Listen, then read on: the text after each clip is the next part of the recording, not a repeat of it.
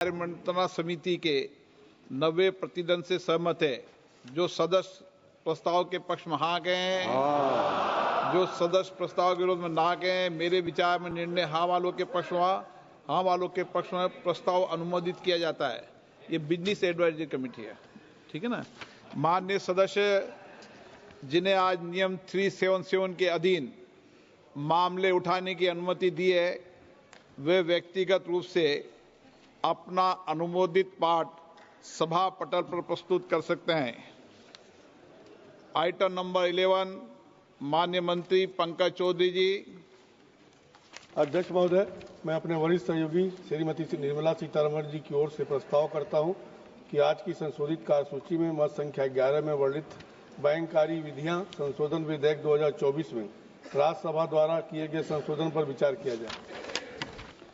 प्रश्न है कि लोकसभा द्वारा यथा पारित बैंककारी विधियां संशोधन विधेयक 2024 में राज्यसभा द्वारा किए गए संशोधन पर विचार किया जाए। जो सदस्य इसके पक्ष में हाँ कहें, जो सदस्य विरोध में ना कहें, मेरे विचार में निर्णय हाँ वालों के पक्ष में हाँ वालों के पक्ष में हुआ। प्रस्ताव स्वीकृत हुआ।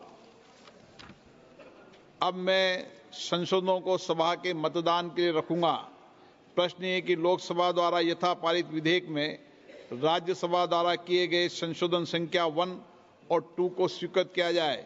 जो सदस्य इसके पक्ष में हाँ कहें, जो सदस्य विरोध में ना कहें, मेरे विचार में निर्णय हाँ वालों के पक्ष में हाँ वालों के पक्ष में संशोधन स्वीकृत हुआ।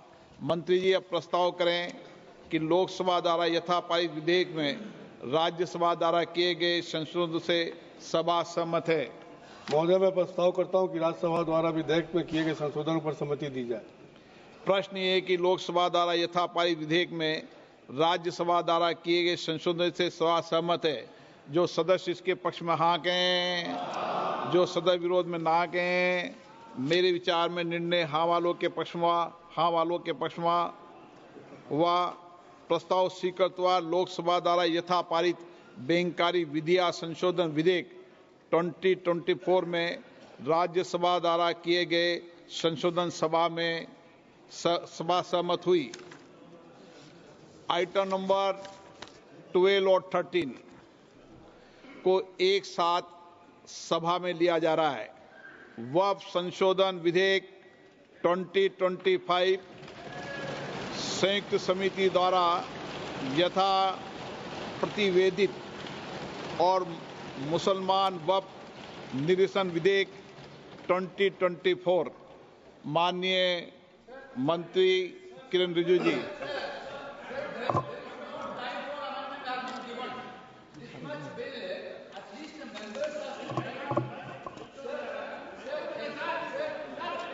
हाँ, बोलिए। This type of bill, when you are bringing it to the House, at least the members has to have the power to give amendments. Yesterday, what happened, sir? This bill has been brought into the notice of member only afternoon, around afternoon. Then the amendment time will be ceased till 3:30. Then how can the members move amendments, sir? This is basically you are actually bulldozing the legislation, sir. This type of legislation bulldozing is not happening in this house, sir. Sir, members has to. Why that, sir? You need to give time for amendment, sir. Sir, there are several provisions to be given amendment. There is no time at all. Okay, आप सुनिए। आप बैठिए, एक विषय मैं दे दूं। माननीय सदस्यगण, मैंने सभी जो गैर सरकारी माननीय सदस्यों के जो भी संशोधन प्रस्ताव थे वह और सरकारी संशोधन प्रस्ताव दोनों को बराबर का समय दिया है। मैंने ऐसा नहीं किया कि आपके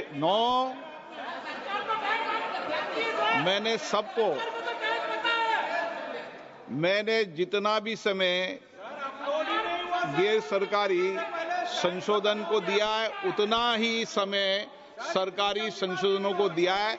मैंने दोनों में कोई अंतर नहीं किया गया है। मंत्री जी को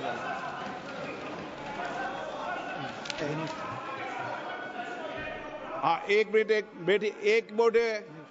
एन के प्रेमचंद्रन जी, आप बता दीजिए। Sir, my point of order is relating to Rule 80, Clause 1 of the Rules of Procedure and Conduct of Business, and under Rule 376 of the Rules of Procedure, and also colon sector, page 615. Sir, now this House is considering a bill, Waqf Amendment Bill 2024, as reported by the Joint Committee, Parliamentary Joint Committee. We are not discussing the original bill. It is as reported by the Joint Parliamentary Committee. My definite question to the Honorable Minister, Honorable Speaker, sir, is whether the Joint Parliamentary Committee has the right to incorporate new provisions in the bill. It is beyond the powers and ambit of the Joint Parliamentary Committee. They have incorporated so many new provisions. I have no objection in respect of those provisions. Even 2A also, it is appreciable. We don't have any objection. Sir, very serious technical matter.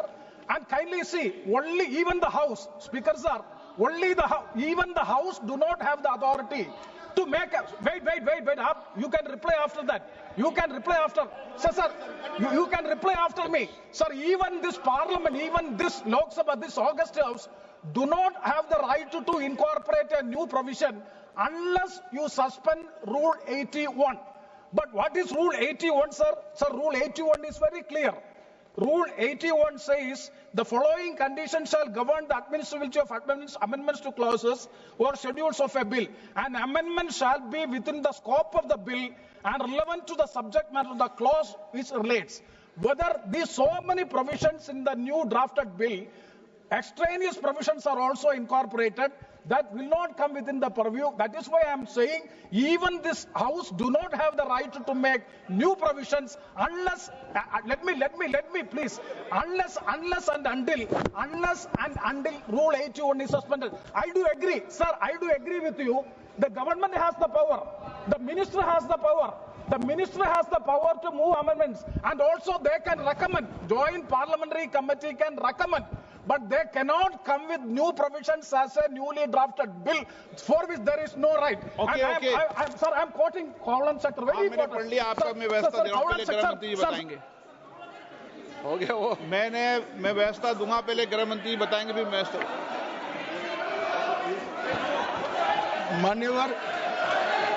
माननीय इनको पढ़ लें दो पूरा, 1 minute इनको पढ़ लें दो। हाँ, पढ़ लो, आप पूरा पढ़ लो। Sir, हाँ। Sir, Cowland sector, page 615. The motion for reference of a bill to a select committee may include instruction to the committee to consider matters other than those dealt with in the bill but relating to the subject matter of the bill.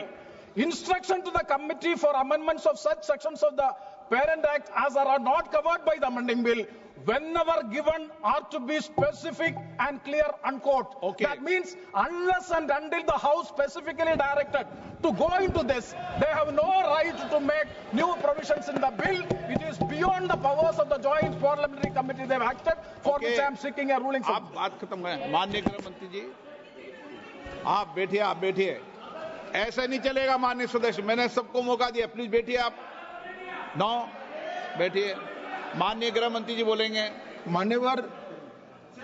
माननीय सदस्य ने जो point of order उठाया है, मैं इसके हार्द को सदन के सामने रखना चाहता हूं। भारत सरकार की कैबिनेट ने इस बारे में एक बिल अप्रूव कर सदन के सामने रखा। आपके द्वारा ये बिल जॉइंट पार्लियामेंट्री कमेटी को दिया गया, जिसका विपक्ष का भी बड़ा आग्रह था। कमेटी ने इस पर सुविचारित रूप से अपना मत प्रकट किया।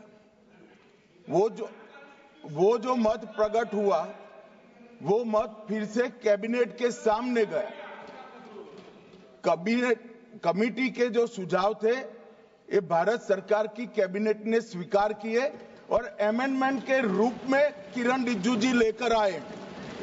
ये तभी होता है जब ये ऑफिशियल अमेंडमेंट कैबिनेट की अनुमोदन के बगैर आता है। मान्यवर, मैं नहीं मानता इसमें कोई पॉइंट ऑफ ऑर्डर है, और आपका ही आग्रह था कि कमेटी जॉइंट पार्लियामेंट्री कमेटी बने। अगर कमेटी ने कोई बदलाव ही नहीं करने हैं तो ये कांग्रेस जैसी कमेटियां नहीं, हमारी लोकतांत्रिक कमेटी है मान्यवर, जो दिमाग चलाती है। कांग्रेस के जमाने में कमेटियां होती थी जो थप्पा लगाती थी। हमारी कमेटी चर्चा करती है, चर्चा के आधार पर विचार करती है और परिवर्तन करती है। अगर परिवर्तन को स्वीकार ही नहीं करना है तो कमेटी काहे को लिए है भाई?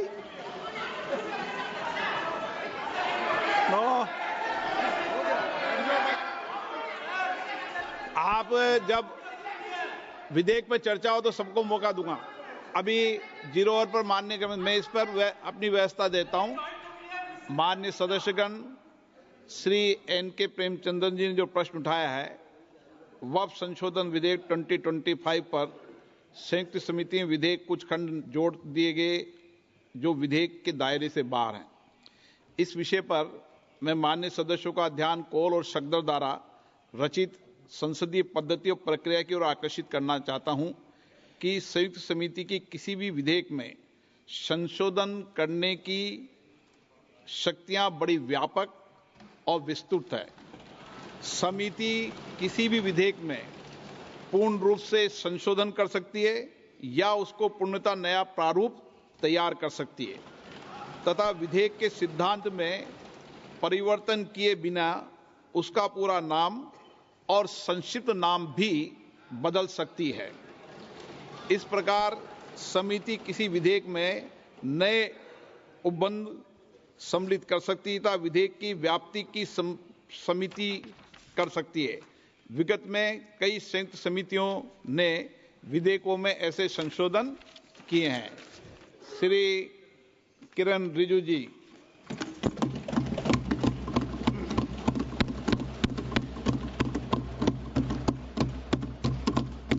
Honorable Speaker, sir, I rise to move the motion for consideration of the Waqf Amendment Bill 2025 and Mussalman Waqf Repeal Bill 2024. अध्यक्ष महोदय जी, आपने जो रूलिंग दिया है जेपीसी के बारे में जिक्र किया है, उसी के साथ साथ जुड़ते हुए एक minute Kiran ji,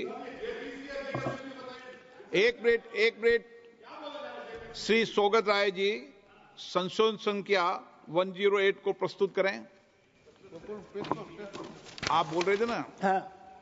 Under Rule 77(2) of the Rules of Procedure, I propose that the Waqf Amendment Bill 2025 be recommitted for the purpose of eliciting further opinion thereon.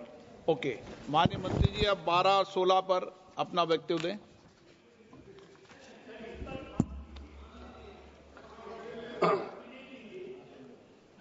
आपका जो जब मैं ओपनिंग करूंगा उसका भी जवाब आएगा और बाकी अमेंडमेंट तो आखिरी में आता ही है।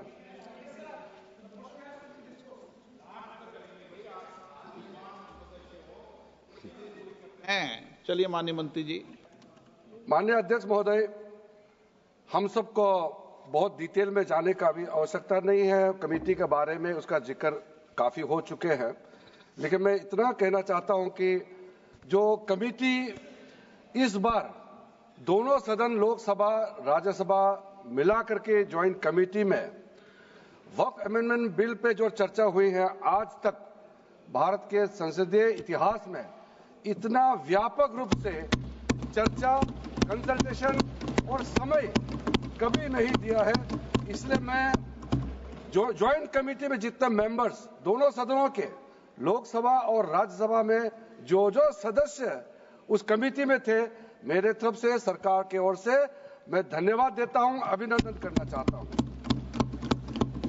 अध्यक्ष महोदय जी, कुल मिलाकर के 97,27,772 याचिकाएं ऑनलाइन, फिजिकल, मेमोरेंडम के रूप में, रिक्वेस्ट के रूप में और सुझाव के रूप में पूरे तरह से सरकार ने देखा है। वो जेपीसी के माध्यम से हो या डायरेक्ट दिया हो, हमने सब उसको देखा है।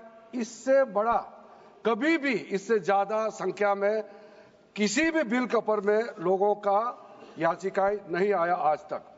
कुल मिलाकर के 284 डेलीगेशन ने अलग अलग समुदाय के जो स्टेक होल्डर्स है उन्होंने कमेटी के सामने में अपने बात को रखा है, सुझाव भी दिया है। 25 स्टेट गवर्नमेंट और यूनियन टेरिटरीज का वक्फ बोर्ड्स ने अपना सबमिशन भी पेश किया गया है। इसके अतिरिक्त कई लीगल लुमिनरीज, विद्वान लोग हैं हमारे समाज में, कम्युनिटी लीडर्स हैं, अलग अलग धार्मिक संस्थाओं का प्रतिनिधि, charitable organisation, civil society, academicians, researchers, policy makers, सब ने इस कमेटी के सामने में पेशकश किया है। उसके साथ साथ मैं कहना चाहता हूं सर, आज जब मैं जो बात रखूंगा आपके सामने में, पिछली बार जब हमने ये प्रस्तुत किए थे बिल को इस सदन में, तब भी मैंने कई बातें बताई थी।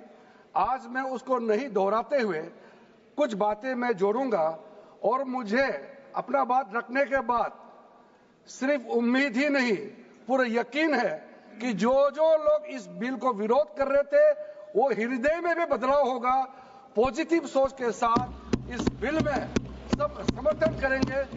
ये मैं विश्वास के साथ आप आगे अपना बात रखना चाहता हूं। क्योंकि मैं पॉजिटिव नोट से बात रखना चाहता हूं, तो इसलिए एक मेरे जो मन की बात है मैं कहना चाहता हूं, तो इससे अच्छा संदेश जाए। किसी की बात कोई, अध्यक्ष महोदय, किसी की बात कोई बदगुमान ना समझे, इस जमीन का दर्द कभी आसमान ना समझेगा। ये मैं दिल से कह रहा हूं, क्योंकि अच्छा सोच के साथ, बड़ा दिल के साथ, खुले मन से मैं ये प्रस्ताव आपके सामने में पेश कर रहा हूं। सर, कई लोगों ने अपने अपने तरीके से बातें रखी हैं। किसी ने कहा ये प्रावधान अनकॉन्स्टिट्यूशनल है, गैर संवैधानिक है। किसी ने कहा ये इलीगल है, अनलॉफुल है। सर, ये बिल जो हम लोग जिक्र कर रहे हैं कोई नया विषय नहीं है। आजादी से पहले ये बिल, जब पहली बार मुसलमान वक्फ वैलिडेटिंग एक्ट पास किया गया था 1913 में, तब से इसका इतिहास शुरू होता है। उससे पहले प्रिवी काउंसिल ने 1894 में इनवैलिडेट किया था वक्फ अल औलाद को। बाद में उसका प्रॉपर लीगल फॉर्म में 1913 के बाद फिर 1923 में द मुसलमान वक्फ एक्ट लाया गया था, जिसमें अकाउंटिंग और ट्रांसपेरेंसी के बारे में ये जोर उसको देते हुए ये एक्ट पास किया गया था। उसके बाद 1930 में द मुसलमान वक्फ वैलिडेटिंग एक्ट लाया गया है, जो रीइंफोर्स करता है legal validity of the family waqf. परिवार में जो वक्फ होता है उसको जोड़ देते हुए ये बिल लाया गया है। उसके बाद आजादी के बाद 1954 में 1954 में वक्फ एक्ट पहली बार आजाद भारत का एक्ट बनी, और उस समय स्टेट वक्फ बोर्ड का भी प्रावधान उसी 1954 एक्ट में प्रावधान किया गया था। उस समय से लेकर के कई संशोधन के साथ में 1995 में व्यापक रूप से ये वक्फ एक्ट बनी है।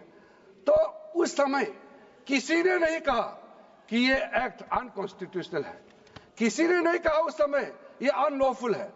आज जब हम उसी बिल को सुधार के ला रहे हैं, तब आपको ये अनकॉन्स्टिट्यूशनल, अनलॉफुल का ये शब्द इस्तेमाल करने का आपको ये नौबत कैसे आया?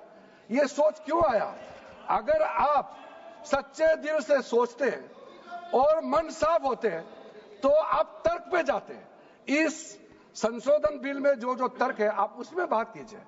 आप उसको छोड़ के जो कोई लेना देना नहीं है बिल में, उसका बात आप लेकर के लोगों को गुमराह करने का, बरगलाने का काम जो किया है, उसको मैं शुरू में साफ करना चाहता हूं। अध्यक्ष महोदय जी, 1995 में ट्राइब्यूनल का पहला व्यवस्था किया गया है, ताकि वक्फ बोर्ड का कोई भी निर्णय किसी को अगर पसंद नहीं है या उसको चैलेंज करना चाहता है तो वक्फ ट्राइब्यूनल वहां आप जा सकते हैं। उसका प्रावधान पहली बार हुए हैं, और उस समय यह भी फैसला हुआ कि 5 लाख से ज्यादा आमदनी किसी वक्फ प्रॉपर्टी में है, उसके लिए सरकार एग्जीक्यूटिव ऑफिसर्स अपॉइंट किया जाएगा। ये भी 1995 में शुरुआत की है। अध्यक्ष महोदय जी, ये आज एक ट्रिगर पॉइंट क्यों हुआ है? ये अमेंडमेंट बिल लाने का आवश्यकता सबसे ज्यादा शुरुआत कहां से हुई? मैं संक्षेप में बताना चाहता हूं। 2013 में, 2014 में हम सब चुनाव में गए और चुनाव में जाने से पहले 2013 में कुछ कदम ऐसे उठाए गए हैं जो आप सुन करके, आप सदस्य के रूप में भी और इस देश का नागरिक होने के कारण आपके दिमाग में यह बात जरूर सवाल उठेगा कि ऐसा कदम क्यों उठाया गया है। सर, 2013 में पहला यह बदलाव हुआ कि इस देश में कोई भी आदमी, कोई भी इंसान, चाहे वो हिंदू हो, मुसलमान हो, सिख हो, ईसाई हो, पारसी हो, बौद्ध हो, जैन हो, वक्फ क्रिएट कर सकता है। सबको मालूम है वक्फ एक मुसलमान का अल्लाह के प्रति अपना एक उसका एक पायस चैरिटेबल रिलीजियस पर्पस के लिए वक्फ क्रिएट किया जाता है, लेकिन उसमें डाइल्यूशन करके 2013 में कोई भी वक्फ क्रिएट कर सकता है। ये प्रावधान सबसे पहले उस समय की यूपीए सरकार ने किया है। दूसरा, आपने सारा वक्फ को स्पेसिफिक कर दिया कि शिया बोर्ड में शिया ही रहेंगे, सुन्नी बोर्ड में सिर्फ सुन्नी ही रहेंगे, और कोई भी बोर्ड हो सिर्फ उनके लोग ही रहेंगे, बाकी कोई उसमें आ नहीं सकता है। ऐसा आपने प्रावधान किया। तीसरा, 2008, सर आप शांति से सुनने के बाद आप जो भी पूछेंगे हमारा रिप्लाई तो आएंगे ही सर। डिबेट का आखिरी में है, मेरा फिर से रिप्लाई होगा। तो अभी मैं जब शुरुआत में कुछ दृष्टिकोण रख रहा हूं, इसमें कोई हस्तक्षेप ना करे, ध्यान से सुनिए ताकि हमारा डिबेट का स्तर भी ऊंचा रहे और तर्क भी सामने में आ जाए। सर, एक प्रावधान आया सेक्शन 108। उस सेक्शन 108 में यह लिखा गया है कि वक्फ बोर्ड का जो प्रावधान है इस देश में कोई भी मौजूदा कानून के ऊपर में रहेगा, ओवरराइडिंग इफेक्ट रहेगा। ऐसा आपने कानून बनाया है। इस देश में ऐसा कानून कैसे मंजूर कर सकते हैं अध्यक्ष महोदय जी? हर कानून अपना अपना हिसाब से चलता है, लेकिन एक कानून दूसरे कानून के ऊपर में ओवरराइडिंग इफेक्ट होगा, ये कोई भी मान्यता नहीं दे सकता है। उसके बाद सर, मैं कुछ प्रोपोगेंडा साथ में जुड़े हुए हैं। उससे पहले जो 2013 में मुझे भी बहुत ताज्जुब हुआ कि ये पास कैसे जबरदस्ती करवाया है। 2013 में वक्फ में यूजर जो आपने प्रावधान डाला, उसके बाद 1970 से एक केस चल रहा था दिल्ली के अंदर में।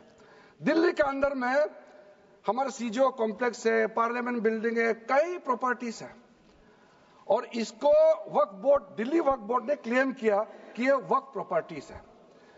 उसके बाद ये केस चल रहा था अदालत में। उस समय यूपीए सरकार ने पूरा सारा जमीन को डी नोटिफाई करके वक्फ बोर्ड को दे दिया। 123 प्रॉपर्टी।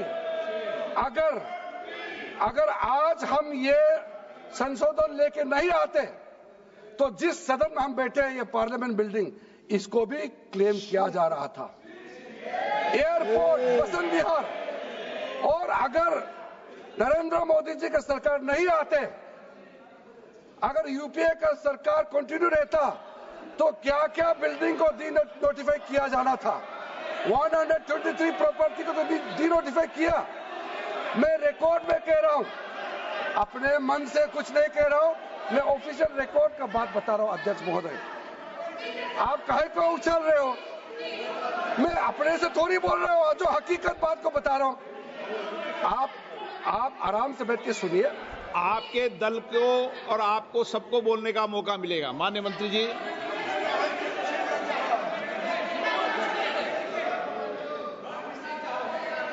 सर, मैं फिर से कह रहा हूं, मैं एक शब्द अपने ओर से नहीं कह रहा हूं, जो घटना है, जो हकीकत है, यही कह रहा हूं।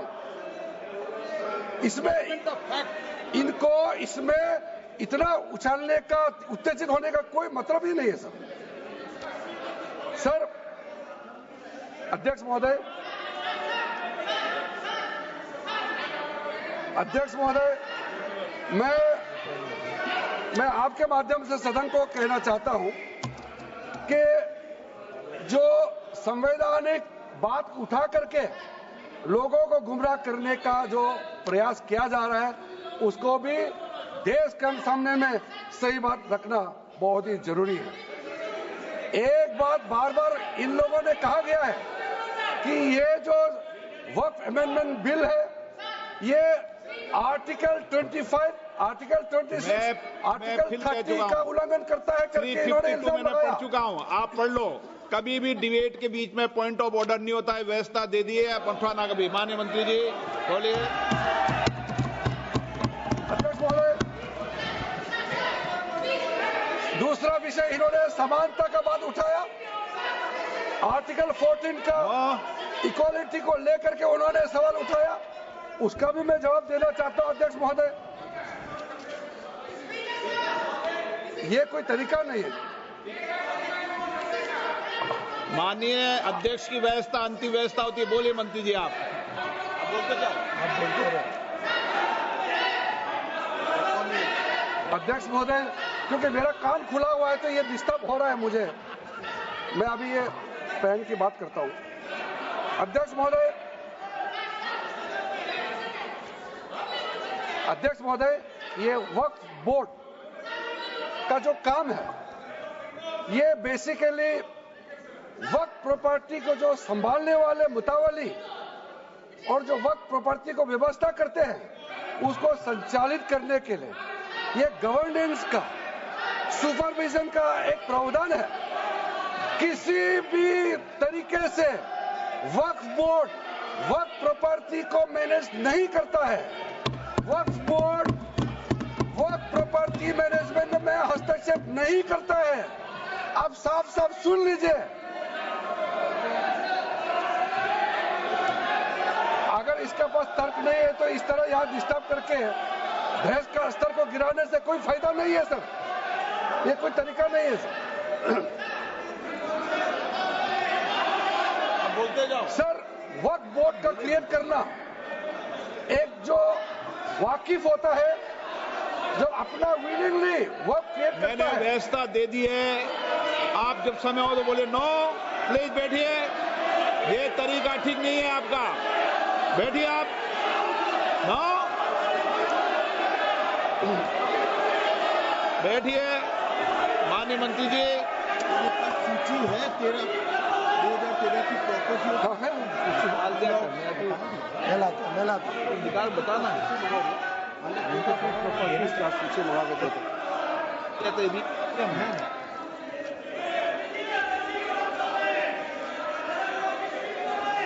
अध्यक्ष महोदय, सबको बोलने का मौका मिलने वाले हैं, तो कम से कम बात को शांति से सुनने के बाद आप अपना बात रखिए।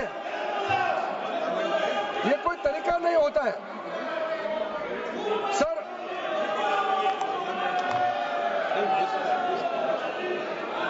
अध्यक्ष महोदय, ये जो उन्होंने गुमराह करने का कोशिश किया गया है, ये मैं कुछ केसेस आपको बताना चाहता हूं सर। आप देखिए, आर्टिकल 25(1) क्या कहता है, संविधान का अनुच्छेद आर्टिकल 25(1) कहता है, subject to public order, morality and health, and to the other provisions of this part, all the persons are equally entitled to freedom of conscience and the right freely to profess, practice and propagate religion. Sir, government किसी भी धार्मिक व्यवस्था को, किसी भी religious institution, कोई धार्मिक काम में हस्तक्षेप करने नहीं जा रहा है, ना ही वक्फ बोर्ड किसी धार्मिक स्थल का व्यवस्था में कोई भी तरीके से हाथ डालने का प्रावधान है, बिल्कुल नहीं है सर। आप अगर हम कोई नमाज, सर ये क्या झूठ बोल रहे हैं, ये कॉन्स्टिट्यूशन, हम कॉन्स्टिट्यूशन का प्रावधान पढ़ रहे हैं, फिर भी झूठ बोल रहे हैं। ये कॉन्स्टिट्यूशन को नहीं मानते हैं सर। किसी मस्जिद का मैनेजमेंट को हम हस्तक्षेप करने का कोई इसमें प्रावधान नहीं लिया जा रहा है। एक मिनट माननीय सदस्य, आप भारत की संसद में बैठे हो, गरिमा मर्यादा बनाए रखो, बैठे बैठे टिप्पणी मत करो। हाँ, आपको जब मौका मिलेगा आप अपनी बात कहना, बैठे बैठे टिप्पणी नहीं कर सकते, ये संसद की मर्यादा नहीं है, ऐसे नहीं चलेगा सदन। सदन व्यवस्था नियम से चलेगा। किसी भी व्यक्ति को बैठे बैठे कोई भी सदस्य जो बोल रहा हो उसके बीच में टिप्पणी करने का अधिकार नहीं है। माननीय मंत्री जी। अध्यक्ष महोदय जी, ये वक्फ बोर्ड का जो प्रावधान किसी मस्जिद, किसी मंदिर, किसी धार्मिक स्थल का व्यवस्था का कोई लेना देना नहीं है। ये सिंपली एक प्रॉपर्टी का मैनेजमेंट का विषय है। ये कोई मुसलमान अपना ज़कात देता है, फितरा देता है, उसको हम पूछने वाला कौन होते हैं? ये आपका धार्मिक भावना से जुड़े हुए चीज है, उसमें सरकार का कोई लेना देना नहीं है। लेकिन ये वक्फ प्रॉपर्टी का मामला है, लेकिन वक्फ प्रॉपर्टी का मैनेजमेंट करता है, मुतवालिज करता है।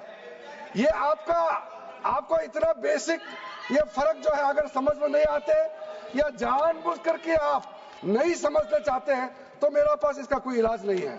अध्यक्ष महोदय जी, ये आपके माध्यम से मैं फिर से कहना चाहता हूं कि ये सर क्या ये ऐसा बहस नहीं होता है जी। आप लोग का तर्क रखने का समय में बोलिए, ये बीच में कमेंट पास करने से सर हमारा पॉइंट का फ्लो भी बिगड़ता है और आवाज भी ठीक नहीं हो, अब आवाज भी ठीक से नहीं जाएगा। आप क्या चीज को जवाब देंगे सर?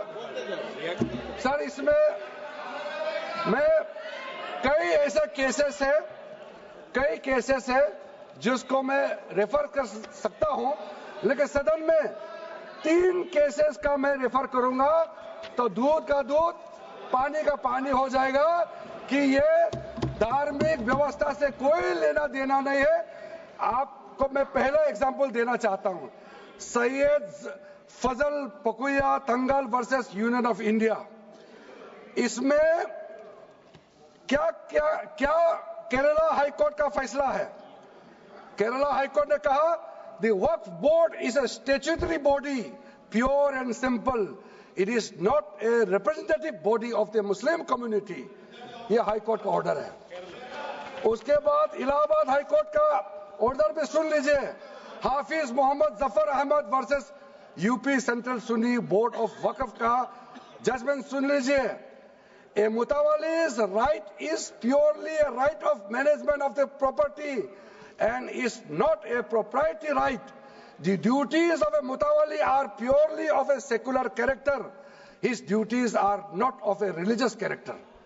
इतना क्लियर कट रूलिंग है। तीसरा, तिलकायत श्री गोविंद लाल जी महाराज वर्सेस स्टेट ऑफ राजस्थान। इसमें हाईकोर्ट ने क्या कहा, सुप्रीम कोर्ट ने क्या कहा, right to manage the properties of the temple. अब देखिए मंदिर का भी इसमें एग्जांपल लिया गया है। Right to manage the properties of the temple is purely a secular matter and can not be regarded as a religious practice. Properties of temple, temple नहीं, टेम्पल का जो प्रॉपर्टी है। उसी प्रकार से आप बार बार कहना कि मुसलमानों का अधिकार में गैर मुसलमान कैसे आ रहा है, ये तर्क ही नहीं बनता है। आप ये आज से ये बात बोलने के लिए बंद कीजिए। सर 2013 में जो काम किए गए हैं उसमें मैं एक चीज जिक्र करना चाहता हूं। इलेक्शन आने वाला था, बहुत ही कम दिन बच गए थे, इलेक्शन कोड ऑफ कॉन्डक्ट लगने ही वाला था। हम सबको मालूम है अप्रैल और मई में चुनाव हुआ था। 5 मार्च 2014 को उस समय का यूपीए सरकार ने 123 प्राइम प्रॉपर्टीज को जो housing and urban development ministry के तहत आता है उसको आपने दिल्ली वक्फ बोर्ड को ट्रांसफर कर दिया। क्या जरूरत था? कुछ दिन बाकी था चुनाव होने के लिए, आप इंतजार तो करते। आपने सोचा ये करके वोट मिलेंगे, लेकिन आप तो चुनाव तो हार गए, तो फायदा क्या हुआ? ऐसा काम करने से वोट नहीं मिलता है। इसलिए लोग इंटेलिजेंट है, हमारे देश के लोग समझदार है, इसलिए वोट बैंक का राजनीति के बिना हम अच्छे सोच के साथ में आज इस सदन में फिर से आए हैं। कुछ एनोमलीज है इस बिल में, तो इसको बदलना जरूरी था। मैंने एक पहले भी इसका जिक्र किया था कि आपने कहा कोई भी हिंदुस्तानी, कोई भी भारतीय वक्फ क्रिएट कर सकता है। वो 95 में ऐसा नहीं था, आपने 13 में बदलाव किया, उसको हमने फिर से 1995 का प्रावधान को फिर से रिवाइव करते हुए ये हमने जोड़ा है कि वक्फ वही क्रिएट कर सकता है जो मिनिमम 5 साल इस्लाम को प्रैक्टिस करता है। बहुत साफ साफ शब्दों में प्रावधान रखा है। सर, जो वक्फ बोर्ड बने हैं, हम उसको बहुत ही सेकुलर, इंक्लूसिव बनाना चाहते हैं। आपका पुराना प्रावधान को हटा करके अब हमने कहा है कि वक्फ बोर्ड में शिया भी रहेंगे, सुन्नी भी रहेंगे, बोहरास भी रहेंगे, आगा खानिस भी रहेंगे, मुसलमानों में जो बैकवर्ड है, पिछड़े लोग हैं, वो भी रहेंगे, और साथ साथ में महिला भी रहेंगे और एक्सपर्ट नॉन मुस्लिम भी रहने का प्रावधान रखा गया है। सब स्वागत करना चाहिए, इसको किसी को आपत्ति होने का कोई जरूरत नहीं है। उसके बाद सर, मैं थोड़ा सा इसको विस्तार करके बताना चाहता हूं। मेरा ही खुद का एग्जांपल मैं देता हूं। मान लो मैं मुस्लिम नहीं हूं, लेकिन मैं माइनॉरिटी अफेयर्स मिनिस्टर हूं, तो मैं सेंट्रल वक्फ काउंसिल का चेयरमैन होता है। तो मेरे होने के बावजूद उसके बाद टोटल 4 नॉन मुस्लिम हो सकता है वक्फ काउंसिल में मेंबर, और उसमें मैक्सिमम 4 नॉन मुस्लिम के साथ साथ में 2 महिला कंपलसरी है। 2 महिला होना ही चाहिए सर। उसके बाद सर स्टेट अभी आप पूरा वक्फ बोर्ड देख लीजिए, महिला कहाँ है? महिला को भी रखा ही नहीं है, वो सिर्फ बातें करते हैं। सर 22 सर मैं स्पेसिफिक बताना चाहता हूं। सेंट्रल वक्फ काउंसिल में टोटल 22 मेंबर्स में 4 नॉन मुस्लिम से ज्यादा मेंबर नहीं हो सकते हैं। एक्स ऑफिशियो के पद को मिला करके 3 मेंबर ऑफ पार्लियामेंट होगा। मेंबर ऑफ पार्लियामेंट तो किसी धर्म का हो सकता है। जब इलेक्शन करते हैं तो कोई भी धर्म का मेंबर ऑफ पार्लियामेंट या एमएलए बन सकते हैं। सर 10 मेंबर मुस्लिम कम्युनिटी से होगा, 2 फॉर्मर जजेस होंगे सुप्रीम कोर्ट और हाई कोर्ट के, 1 advocate of national eminence member रहेंगे, 4 persons of national eminence from various field. ये तो कई कमिटियों ने इसको सिफारिश किया है, और एडिशनल सेक्रेटरी या joint secretary to the Government of India उसमें रहेंगे। आउट ऑफ 10 मुस्लिम मेंबर्स 2 महिला अनिवार्य है, ये हमने प्रावधान रखा है। और स्टेट बोर्ड में आउट ऑफ 11 मेंबर्स 3 से ज्यादा नॉन मुस्लिम नहीं हो सकता है। एक्स ऑफिसर को मिलाकर के 1 chairperson, 1 MP, 1 MLA, 4 members from Muslim community, 2 members with professional experience, 1 member of Bar Council and Joint Secretary to the state government dealing with work matters. Out of 4 Muslim members, 2 shall be women. ये हमने रखा है ताकि हमारे बहनों को किसी तरीके से दरकिनार नहीं कर सके। वक्फ एक्ट सर हमने जो नया प्रावधान रखा है उसमें जितना भी जो आर्बिट्रेरी प्रोविजन जो जरूरी नहीं था उसको हमने सामान्य रूप से देश में और जितना कानून है उसको मिलाते हुए मुख्य रूप से ट्रांसपेरेंसी इन वर्क मैनेजमेंट, सर्वे को अपडेट करने के लिए जो पहले इनसफिशिएंट प्रोविजन था इसमें वक्फ लैंड रिकॉर्ड्स वगैरह में महिलाओं का इनहेरिटेंस राइट्स, बच्चों का राइट और साथ साथ में कई हजारों केसेस पेंडिंग है ट्राइब्यूनल और कोर्ट्स में, उसको सेटल करने के लिए जो आज लगभग 10,000 से भी ज्यादा केसेस जो पेंडिंग था और कुछ सालों के अंदर में 13 से 30,000 केसेस पेंडिंग हो चुके हैं, उसको सरलता से सुलह करने के लिए हमने रास्ता खोजा है। एक चीज बार बार आप लोग कहते हैं, हमारे पक्ष के लोग हो या उस साइड के पक्ष के लोग हो या जो सदन से बाहर है, वो एक वक्तव्य देते रहते हैं, मैं उसको सुधारना चाहता हूं। ये कहते हैं कि हमारा देश में लैंड बैंक जो है वक्फ बोर्ड के पास 3rd लार्जेस्ट है। पहला रेलवे, इंडियन रेलवे, फिर इंडियन आर्मी मतलब इंडियन डिफेंस का, और फिर कहता है वक्फ बोर्ड के पास जमीन है। मैं उसको सुधारना चाहता हूं। सर, आप भी तो ट्रेन में चलते हैं, हम लोग भी ट्रेन में चलते हैं, हजारों किलोमीटर ट्रेन का पटरी लगा हुआ है, स्टेशन बना हुआ है। वो ट्रेन का पटरी लगा हुआ है, वो रेलवे का प्रॉपर्टी थोड़ी है, ये तो देश का प्रॉपर्टी है। हम लोग सब चलते हैं उसमें। इसको आप कैसे लगा सकते हैं कि रेलवे के पास इतना है, वक्फ बोर्ड के पास इतना है? वो देश का प्रॉपर्टी है। हमारा डिफेंस के पास कहता है कि 2nd लार्जेस्ट है। डिफेंस के पास जो भी लैंड है, जहां ट्रेनिंग करता है, जहां वो रहता है, या बॉर्डर एरिया में जितना डिफेंस लैंड है, वो देश का रक्षा के लिए है। उसको आप कैसे वक्फ प्रॉपर्टी के साथ आप तुलना कर सकते हैं? वक्फ प्रॉपर्टी प्राइवेट प्रॉपर्टी होता है सर। तो इसलिए दुनिया में सबसे ज्यादा वक्फ प्रॉपर्टी हिंदुस्तान में है। सिर्फ हमारा देश में ही नहीं, दुनिया का सबसे बड़ा और सबसे ज्यादा वक्फ प्रॉपर्टी हिंदुस्तान में है। तो फिर ये क्यों है 60 साल तक आप सरकार में रहे हैं, हमारे देश में मुसलमान इतना गरीब क्यों है?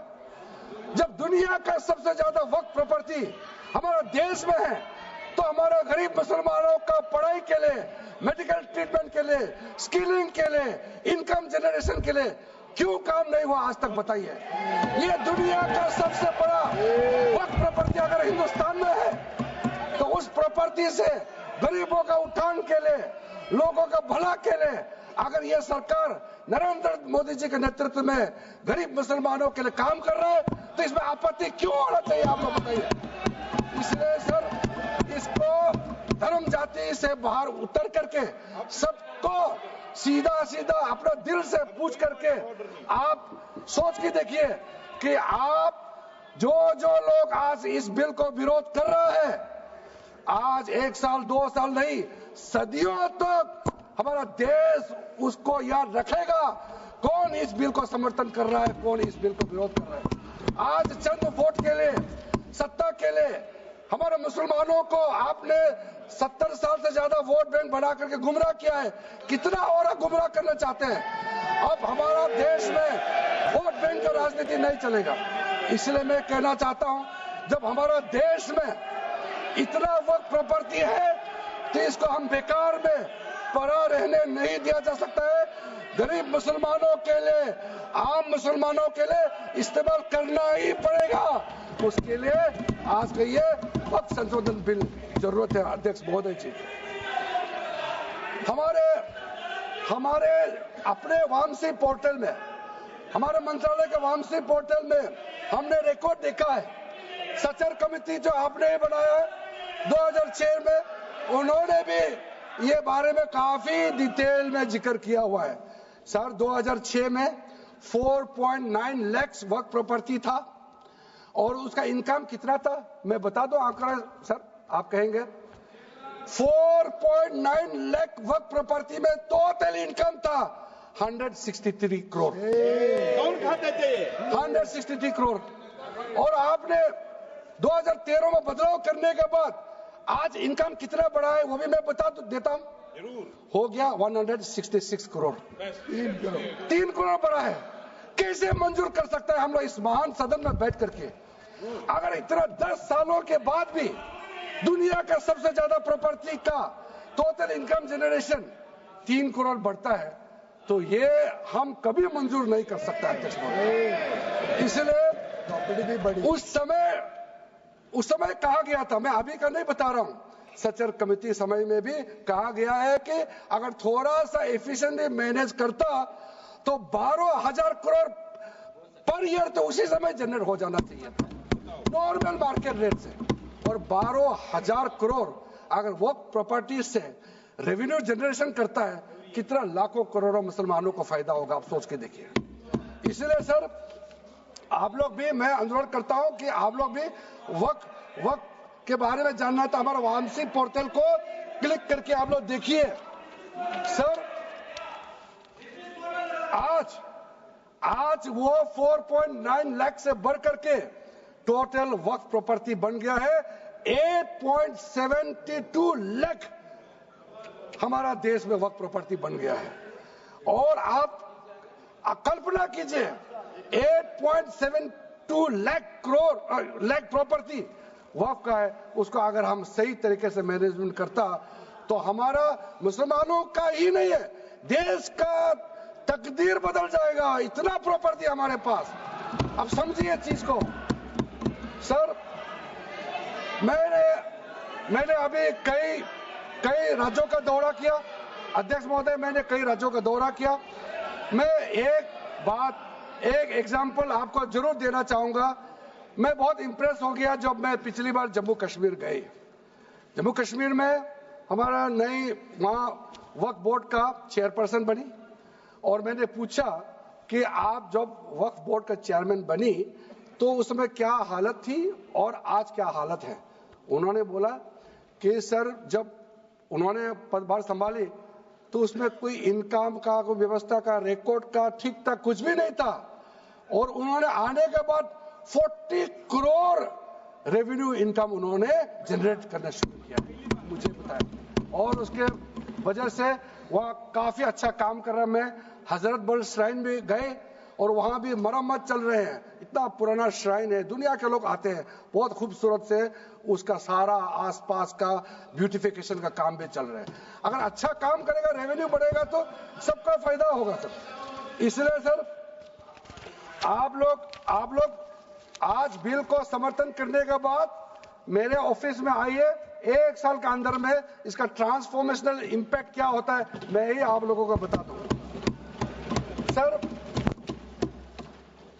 वक्फ अमेंडमेंट जो बिल लाए हैं उसमें जेपीसी का कई रिकमेंडेशन है जिसको हमने समर्थन किया है और एक्सेप्ट किया हमने इस बिल में लाया। इसलिए बोलना कि जेपीसी का आपका कमेटी का बात को माना ही नहीं है, आपका कमेटी का बात नहीं सुना गया है, वो गलत बात है सर। अध्यक्ष महोदय जी, पार्लियामेंट्री कमेटी जब बनता है तो उसका एक अपना सैंक्टिटी होता है और उस कमेटी में खुले बहस हुए हैं।